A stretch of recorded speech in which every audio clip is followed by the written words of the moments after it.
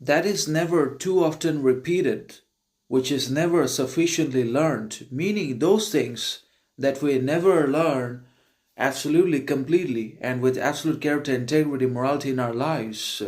We never repeat those things, or we rarely, seldom repeat those things that we have rarely learned or that we just have not learned in its absolute character, integrity, morality. And that's why we should definitely always try to learn whatever we learn, even if it's little or less, with absolute character, consistency, focus, concentration, clarity, honesty, so that we at least can master one skill with all of its qualities and for all that represents and epitomizes to us.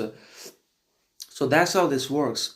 And if we have not mastered certain things in life, if we have not focused on the development of certain things with absolute character, integrity, morality in its entirety, then we're also not going to repeat those things in our lives ever, because we have never practiced them, learned them, uh, and basically failed at them enough.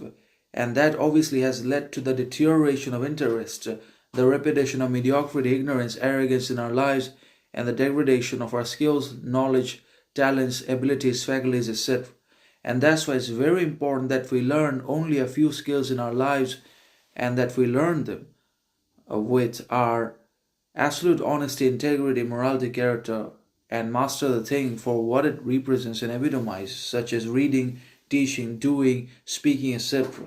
All requires consistency, persistence, perseverance all the time, and also constant practice and habit, because excellence is habit, moral virtue is habit, and neither an accident nor a coincidence, because there cannot be any coincidence or random event, quality, action, achievement in the world, but everything is the work, the ambition, the desire, the willingness, and the quality of men and women that has paved the way for this present and also for the future, and that has made all this progress, phenomena, invention, science, discovery possible in the world in one way or another.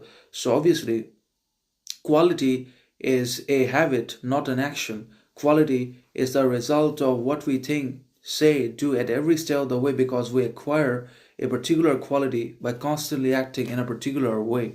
Therefore, we cannot become what we cannot and what we do not say, think, do in our lives. And if we do the opposite, if we always think, say, do certain things in our lives, then ultimately we become those things. So that's how this works. The soul gets dyed with the color of his thoughts. Thoughts dictate reality. Sayings dictate actions. And that is the contradiction. So we have to be careful in our thinking